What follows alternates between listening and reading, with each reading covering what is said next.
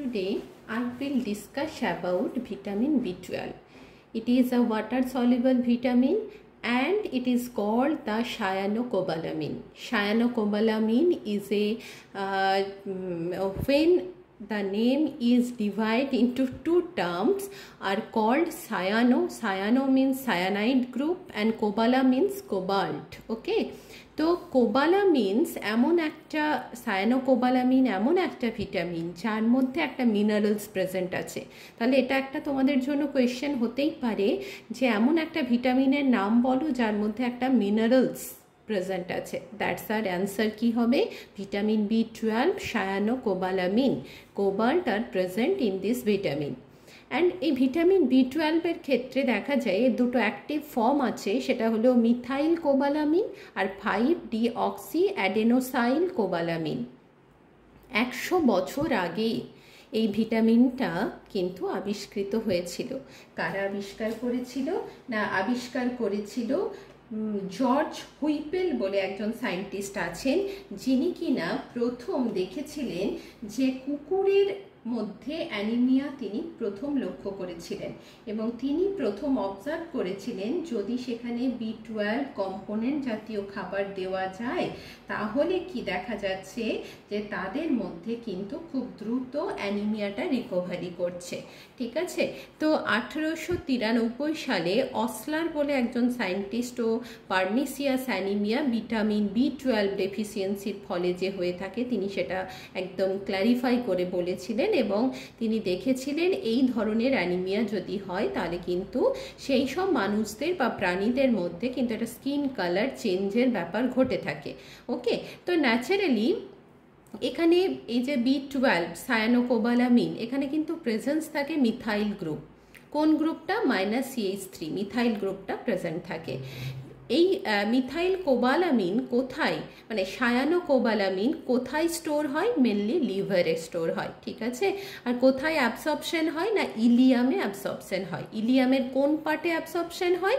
না distal part of the small intestine. এই জায়গায় ভিটামিন B12 কিন্তু কি হয়? অ্যাবসর্পশন হয়। এটা দেখতে কেমন, চিনব কি করে? না এটা খানিকটা দেখতে রেড ক্রিস্টালাইন সাবস্টেন্স, লাল রঙের খানিকটা দেখতে হয়। আর মেজর কম্পোনেন্ট কি? যেহেতু প্রেজেন্স অফ মিথাইল গ্রুপ থাকে তো এটা কিন্তু ডিএনএ এবং আরএনএ রেগুলেশনে একটা বড় ফ্যাক্টর হিসাবে কাজ করে। ঠিক আছে, এবার দেখা যাক যে এরা কি কাজ করে। ন্যাচারালি কিন্তু ফোলেট মেটাবলিজমে সব থেকে গুরুত্বপূর্ণ রোল প্লে করে, যারা কিনা আমাদের বডিতে কি করে? প্রিভেন্ট করে পার্নিসিয়াস অ্যানিমিয়াকে। তো folic acid synthesise and maturation of the RBC, এই গোটা প্রক্রিয়াটা প্রসেসটা হতে কিন্তু B12 হেল্প করে। আর কি করে? Essential for the formation of myelin sheath around nerve fibre. নার্ভ ফাইবারের কিন্তু একটা যাতে ফরমেশন হয় ঠিকঠাক সেটাতেও হেল্প করে। আর কি করে? Is a coenzyme form is required for the conversion of the amino acid হোমোসিস্টিনকে মিথিওনিনে কনভার্ট করতে কিন্তু সাহায্য করে। আর কি করে? না মেনটেনিং দ্য মাইলিন সিথ, বললাম এটা ভীষণ একটা গুরুত্বপূর্ণ ব্যাপার। দ্যাট কি করে? না দ্যাট নার্ভ সেলের চারপাশে যে ধরনের মাইলিন সিথ থাকে যেখানে আমাদের সেন্সেশন যায় সেখানেও কিন্তু একটা গুরুত্বপূর্ণ ভূমিকা পালন করে। Vitamin B12 when vitamin B12 deficiency are occur hence result in the কি? না patchy destruction of the myelin sheath. এরকম গোল গোল প্যাচ হয়ে যায়, হ্যাঁ প্যাচ হয়ে যায় এরকম স্কিনের ওই মাইলিন সিথের মধ্যে, specially in area surrounding the nerve in the spinal cord. যে স্পাইনাল কর্ড আমাদের বডিতে আছে তার চারপাশে যে মাইলিন সিথ আছে সেইগুলোতে এরকম প্যাচের মতো কিন্তু অংশ দেখা যায়, কালো কালো ব্রাউন প্যাচ দেখা দেয়। ওকে, দেন নেক্সট আমরা কি বলতে পারি? না production of the nucleic acid in the cell ডিভিশনে এটা হেল্প করে। আর অবভিয়াসলি আমি বারবার বলছি যে ফোলেট মেটাবলিজমে গুরুত্বপূর্ণ ভূমিকা পালন করে। কিভাবে কাজ করে? না it is needed for the transfer of the methyl group. Okay, methyl group transfer হচ্ছে। Lack of B12 will causes a secondary folate storage. যদি B12 এর ডেফিসিয়েন্সি হয় তাহলে কিন্তু ফোলেট স্টোরেজটা কিন্তু কম হবে। অ্যাজ এ রেজাল্ট কি হবে? THFA is trapped in the methyl bound form. বোঝা গেছে? Hence DNA and protein synthesis is affected and is a result of the pernicious 2 megaloblastic anemia. Yeah, and B12 coenzyme is required for the enzyme methyl malonyl mutase, which help in the metabolism of the fatty acid with the odd number of the carbon molecules. বোঝা গেল? তাহলে vitamin B12 যখন coenzyme হিসাবে methyl ম্যালোনাইল মিউটেজ এই এনজাইমটার ফরমেশনের জন্য, এনজাইমটাকে কাজ করার জন্য B12 এর একটা গুরুত্বপূর্ণ ভূমিকা আছে। এর ফলে কি হচ্ছে না, metabolism of the fatty acid with an odd number of the carbon molecule. এর ফলে কি হচ্ছে না, fatty acid naturally present in the body and food have an even number of the carbon atom. It helps this fatty acid to be oxidized in the citric acid cycle and to release the energy. বোঝা গেছে? তাহলে কতগুলো function করে। সব থেকে গুরুত্বপূর্ণ function কি ছিল? Folate metabolism. ফোলেট মেটাবলিজমে হেল্প করছে। সেকেন্ড পয়েন্ট ছিল অ্যামাইনো অ্যাসিড কনভার্সনে সাহায্য করছে, হোমোসিস্টিন থেকে মিথিওনিনে ট্রান্সফার করছে। দেন কি করছে, maintaining the myelin sheath, myelin সিডের একটা যাতে ভালো করে সেটা ফরমেশন হয় এবং কাজ করে সেখানে একটা রোল প্লে করছে। দেন কি করছে না, B12 coenzyme is required for the enzyme methyl malonyl mutase. Okay, এখানেও কি হচ্ছে না, মেটাবলিজম অফ দ্য ফ্যাটি অ্যাসিডের একটা কাজে এরা সাহায্য করছে।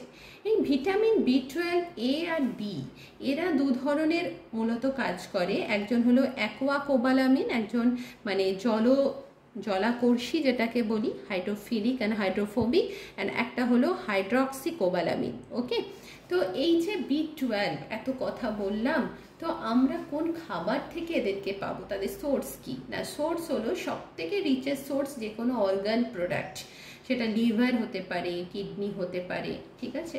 এই ধরনের যে মিট, ফিশ, এগ, এই ধরনের খাবার থেকে কিন্তু মিল্ক, তারপর মাশরুম, এই ধরনের প্রোডাক্ট থেকে B12 আমরা সব থেকে বেশি পাই। আর কিছু পাই পুয়ার সোর্স বলতে পারো, যেটা হলো ভেজিটেবল সোর্স যেগুলো থাকে সেগুলো খুবই পুয়ার সোর্স, সেখান থেকে আমরা খুব কম মাত্রায় পেয়ে থাকি। এর ফলে কি হয়, যারা ভেগান ডায়েট থাকে, যারা একেবারেই শাকাহারী, ঠিক আছে, গাছপালা ফলমূল এই ধরনের খাবার খায়, তাদের কিন্তু ভিটামিন B12 ডেফিসিয়েন্সি হওয়ার একটা ভীষণ প্রবণতা থাকে এবং তারা খুব বেশি অ্যানিমিক মানে টেন্ডেন্সি তাদের মধ্যে থাকে। এর জন্য কিছু ফার্মেন্টেড ফুডের মধ্যে B12কে কি করা হয়, ফর্টিফিকেশন করা হয়, যেখান থেকে কিনা ফর্টিফিকেশনের মাধ্যমে বা ফার্মেন্টেড ফুডে কিন্তু B12 অনেকটা পরিমাণে পাওয়া যায়। ঠিক আছে, এবার চলে আসি, যদি ডেফিসিয়েন্সি হয় তাহলে কি হবে। আর যদি ডেফিসিয়েন্সি হয় তাহলে যেটা প্রথম হবে, স্কিন চেঞ্জেস, স্কিনের কালার ইয়েলো, খানিকটা ইয়েলো, যেটা আমাদের পেল পেল কালার হয়ে যায়, এরকম দেখতে হয়ে যাবে। Soreness and shine of the tongue, জিভের মধ্যে ঘা দেখা দেবে, ঠিক আছে। গ্যাস্ট্রিক সিক্রেশনের মাত্রা কমতে থাকবে, ডাইজেস্টিভ সিস্টেমে প্রবলেম হবে, ইনডাইজেশন দেখা দেবে। আচ্ছা, স্টোমাক মিউকোসার সোজ অ্যাট্রোফিক চেঞ্জেস, স্টোমাক মিউকোসার লেয়ারে কি হবে, ছোট ছোট পরিবর্তন দেখা দেবে, মিউকোসার লেয়ারগুলো ছিঁড়ে যেতে পারে, ক্ষত হয়ে যেতে পারে, রাপচার্ড হতে পারে, সেখান থেকে ব্লাড বেরিয়ে আসতে পারে, নার্ভাস টিস্যুগুলো ড্যামেজ হতে পারে। আমরা বলেছি যে B12 একটা নার্ভ ফাইবার মাইলিন সিডে গুরুত্বপূর্ণ ভূমিকা পালন করে। স্পাইনাল কর্ড ডিফেক্টেড হতে পারে। Tingling, numbness, loss of sensation in the limbs, যেই জায়গায় বড় বড় লিম্ব আছে সেখানে কিন্তু এই ধরনের অসারতা সমস্যা দেখা দেয়।